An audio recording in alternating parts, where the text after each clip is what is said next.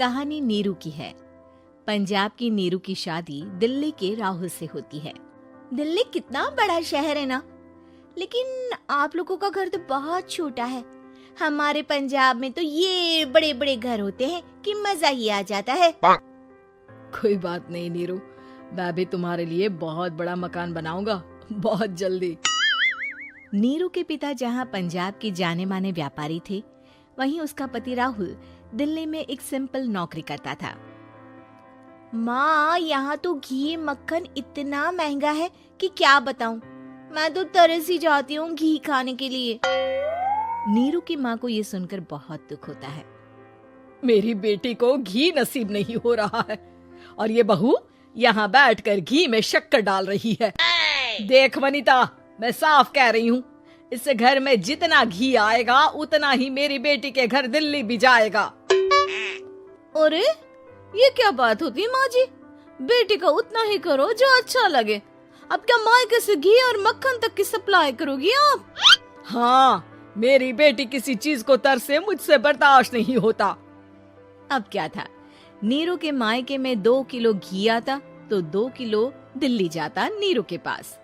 एक दिन, माँ बड़ी गर्मी पड़ती है दिल्ली में। इस घर में तो एक ही एसी है और वो भी ड्राइंग रूम में। सारा परिवार एक ही कमरे में सोता है। हाँ बेटा, वो तो हर घर की कहानी है। यहाँ भी एक ही एसी है। अरे बिल इतना आता है कि क्या बोलूं। तभी वहाँ राकेश आ जाता है। माँ, थोड़ी देर में यहाँ कुछ प्लम्बर आएंगे मेरे कमरे में एसी लगाने। जरा ध्यान से लगवा देना ना माँ।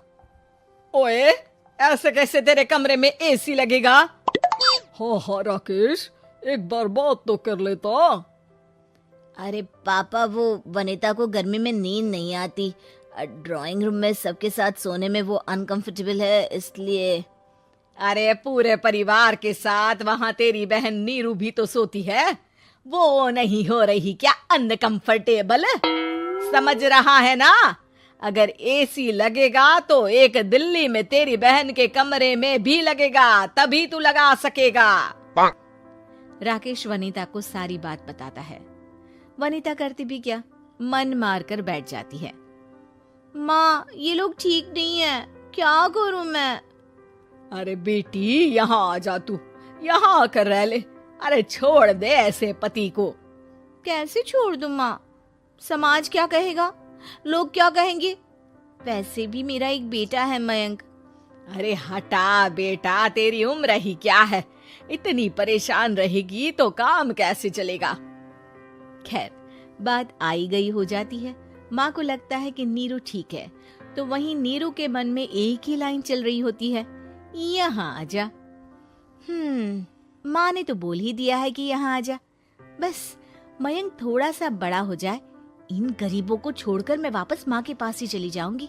वो इसी सोच में बाजार में चल रही थी कि मैम, आपका दुपट्टा जमीन को छू रहा है। नीरू जैसे ही उस लड़की की तरफ देखती है, देखती ही रह जाती है। हाय रे, कितना सुंदर लड़का है ये। अब क्या हुआ? मैंने कहा आपका दुपट्टा। तो खुद ही उठाकर दे दो ना। लड़का समझ जाता है कि नीरू उस पर फिदा हो चुकी है। वो उससे उसका नंबर लेकर चला जाता है। अब क्या था, नीरू और रोहित में लगातार बातें होने लगती है। मैं हरियाणा का रहने वाला हूँ, यहाँ एक बड़ी कंपनी का मैनेजर हूँ। अच्छा, और कितने बच्चे हैं तुम्हारे? बच्चे? अरे मेरी तो शादी भी नहीं हुई है। तुम बताओ, शादी करोगी? नीरू शर्मा जाती है। अब लेकिन मैं तो पहले से ही शादीशुदा हूँ। मुझे फर्क नहीं पड़ता, बस तुम शादी कर लो, भाग चलते हैं। बहुत पैसे वाला हूँ मैं, हमेशा खुश रखूंगा तुम्हें। नीरू रोहित से मिलकर सारा प्लान बना लेती है और फिर एक दिन घर से भाग जाती है। दोनों शादी कर लेते हैं। शादी के बाद, क्या बात है नीरू, तुम्हें परेशान सा देखता हूँ, सब ठीक तो है ना? हाँ हाँ, सब ठीक है।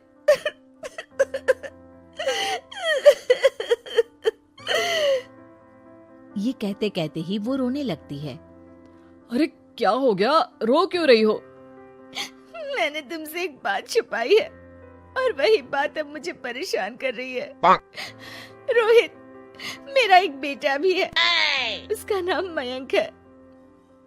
क्या बात कर रही हो? ये तुमने मुझे पहले क्यों नहीं बताया? देखो नीरू, मेरी माँ को मैंने ये नहीं बताया है कि तुम शादीशुदा हो।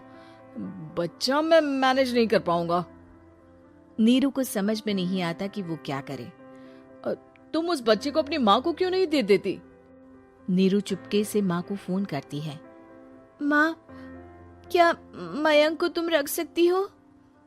बेटा, मैं राकेश के साथ बात करती हूँ। आखिर घर का बेटा वही है, जो वो बोलेगा। वैसे भी बेटा, तूने जो किया है ना, उसके बाद से पूरा घर तेरी बुराई कर रहा है। मैं भी अब किसी से तेरे लिए लड़ नहीं सकती।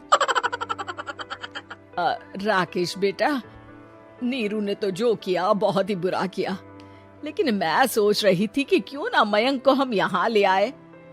तभी वनीता बोल पड़ती है। वाह जी, ऐसे कैसे यहाँ ले आए?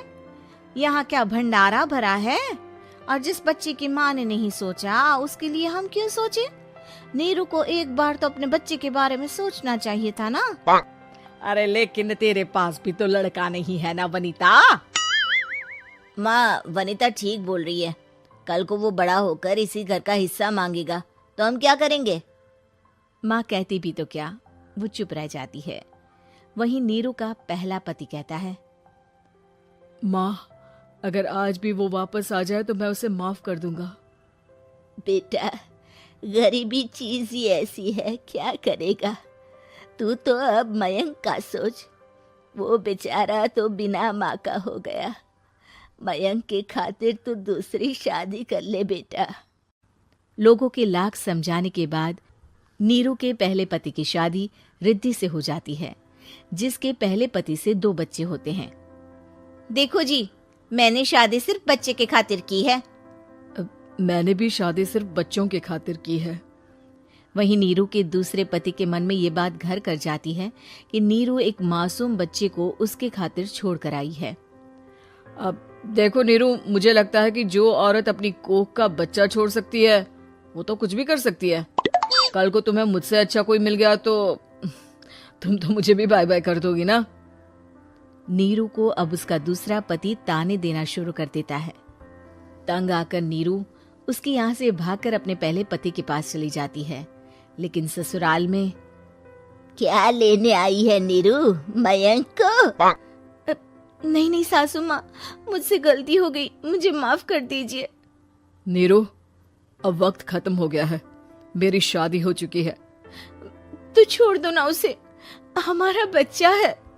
मैं आपको अपनी माँ नहीं मानता, मेरी नहीं मान तो बात अच्छी है। नीरू मयंक की बात सुनकर समझ जाती है कि उसके पास अब न आसमान रहा, ना ही जमीन।